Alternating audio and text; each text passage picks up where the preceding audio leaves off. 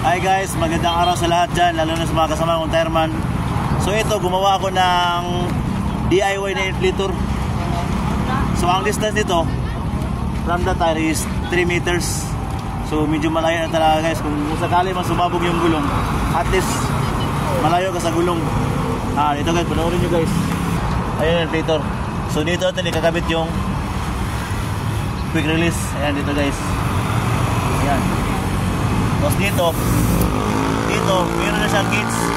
Makikita mo na kung ilang PSI na ang laman ng gulong. So ito, panoorin nyo kung ilang distance. Ayan. So malayo ka sa gulong.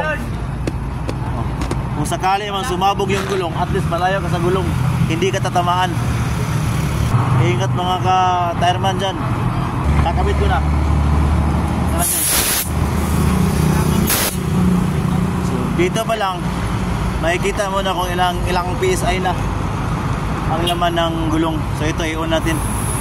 Ayan, nagkakarga na yan siya. So ayan guys, 140 PSI na siya guys. Ayan lang, for your safety. Saka dito, i-off nyo rin.